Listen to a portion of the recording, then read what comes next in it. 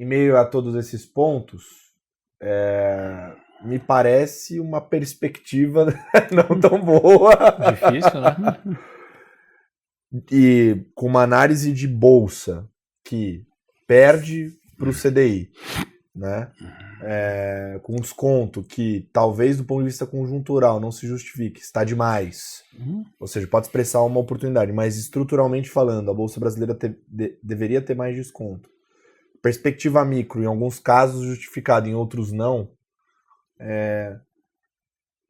Me parece que eu deveria ter menos Bolsa Brasil por essa leitura de vocês. Essa é a visão? Isso é uma coisa que é bastante frequente na TAG, né? A TAG, já nesses 20 anos de estrada, né? Eu acho que a gente tem sido caracterizado por uma gestora patrimonial talvez um pouco mais agnóstica em relação à classe Bolsa Brasil, um pouco mais agnóstica em relação à classe Multimercado Brasil.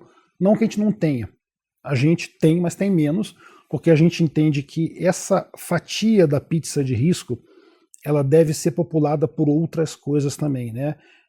Até quando você olha para toda a estrutura macro do Brasil, né, o Brasil é o país que ele foi desenhado para o credor, não foi desenhado para o acionista. Então faz sentido você estar no crédito no Brasil, né? Você tem ótimos gestores de crédito hoje em dia, principalmente nesse mundo que o pessoal chama de high yield, mas tem ótimas operações estruturadas que estão surgindo com garantia, com colateral, assim, um nível de proteção bem interessante. Algumas estruturas que tem a questão da senioridade, né? Você tem a cota sub, tem a cota sênior, enfim. Você tem operações bem interessantes. Você sabendo navegar bem nesse mundo do crédito, naturalmente sabendo fazer uma boa pulverização, porque crédito é pulverização, pulverização, pulverização. Você sabendo fazer uma boa pulverização no crédito, você vai conseguir carteiras aí que vão te rodar hoje CDI mais 3, CDI mais 4. Aí quando você vai, além disso, você começa a ir para o mundo dos isentos, né, que isso também é outro fator que está no nosso estudo também, que a gente entende que isso prejudicou esse fluxo de risco, prejudicou o fluxo interno de bolsa nossa, essa questão dos isentos, né, que é engraçado, né, o isento ele é uma jabuticaba feita para consertar outra jabuticaba, né. O Brasil tem uma questão de uma jabuticaba que é o juro alto, o CDI, por conta de toda essa má gestão, toda essa bagunça macroeconômica nossa, a gente trabalha com juro mais alto até para segurar o investidor aqui, né. Só que você também precisa pegar alguns setores estratégicos e você precisa direcionar a poupança de longo prazo para esses setores. Estamos falando de infraestrutura, estamos falando do agribusiness, estamos falando do setor de construção civil. Como você tem liquidez e juro alto aqui, como é que eu estimulo esse dinheiro correr para cá para estimular esses setores de longo prazo? Peraí, tive uma brilhante ideia, vou dar uma isenção. Funcionou. Hoje em dia, o montante de dinheiro investido nesses 3 setores aumentou barbaramente. Ótimo, né? Muito do que a gente está vendo de desenvolvimento nesses setores é financiamento privado. Só que tem que lembrar, você, para consertar uma jabuticaba, você teve que criar outra.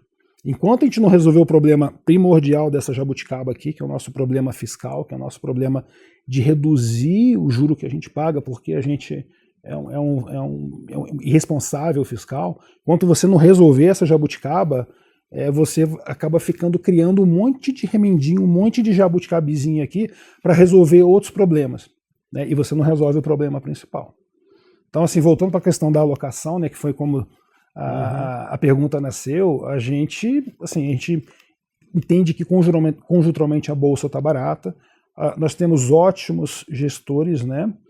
Inclusive essa outra questão, né, a questão da gestão ativa, gestão passiva, a gente teve os últimos anos muito ruins aí para a gestão ativa por conta do bom desempenho de Petro, mas é uma turma boa, a gente gosta deles, a gente entende que no longo prazo eles geram valor, mas a gente gosta de dividir essa pizza de risco com coisas como, por exemplo, o crédito high yield, como, por exemplo, special sits, né? Você tem hoje no Brasil todo um mundo, né, que são esses ativos judiciais, que são os precatórios, você tem a questão do non-performing loans, né, que são as carteiras de crédito que são transacionadas e você parte para a recuperação depois delas.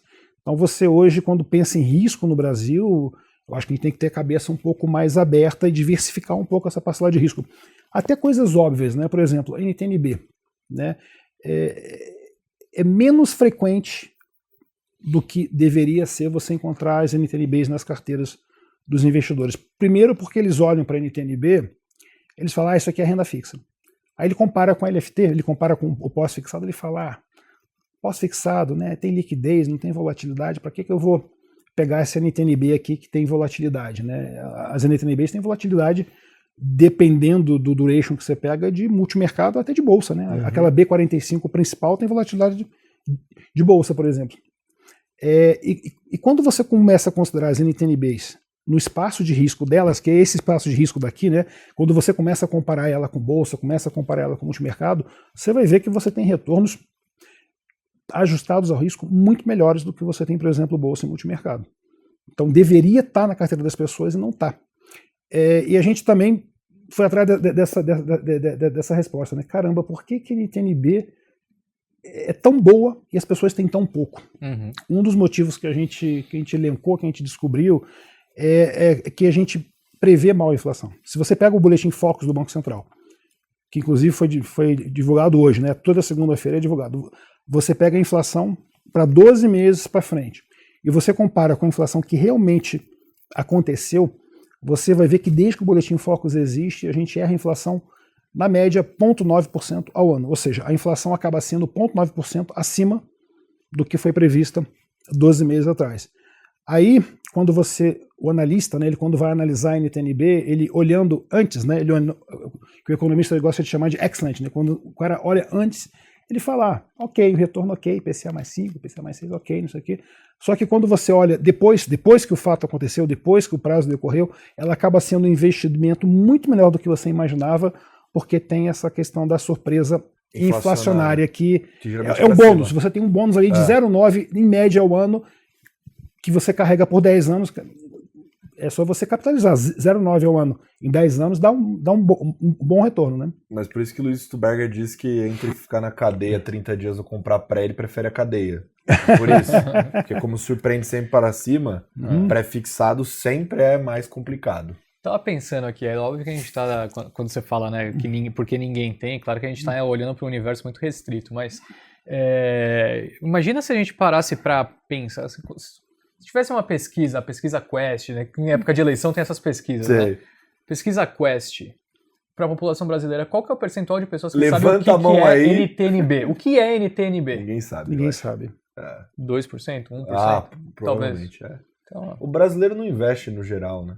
Zero. A gente estava até conversando isso antes dessa história a paciência, né? Assim, o investimento é uma atividade chata, né? A atividade, no nosso caso, processual, ritualística, você tem os mesmos processos, você vê os mesmos números, você lê basicamente as mesmas coisas. Para você ter eficiência, você tem que ter um processo meio que chato, é boring você investir. E o retorno também, né? Até quando você olha para a curva dos famosos juros compostos, é uma curva que no começo ela é praticamente flat, é chata. Depois que o negócio faz assim, você tem a exponencial. E a psicologia do brasileiro, ele gosta muito do ganho de curto prazo. Do jogo do tigrinho. Exatamente, é o tigrinho, é o bet que ele vai ganhar lá o dinheiro no final de semana. Se você falar que ele vai ter que botar esse dinheiro no CDI mais 1, CDI mais 2, que no mês a mês é a diferença entre o 1 e o 1.1. O cara não consegue nem fazer a conta disso. Aí ele vai ter que ter essa paciência de esperar esse tempo todo para ver o dinheiro dele multiplicar, ele não tem. Aí ele vai para a solução fácil e, via de regra, perde dinheiro na solução fácil. Tanto é que o Brasil é campeão mundial desses golpes de pirâmides, né? Toda hora você abre o jornal, tem alguma pirâmide em algum lugar sendo desmantelada porque tem alguém caindo nesse tipo de golpe de ganho rápido, né? É só a questão dos bets. Eu estava lendo ano passado, 2023, 54 bilhões de reais foi o faturamento conjunto dessas empresas de bet aqui no Brasil. Dá 0,5% do PIB, é coisa pra caramba isso. É coisa pra caramba.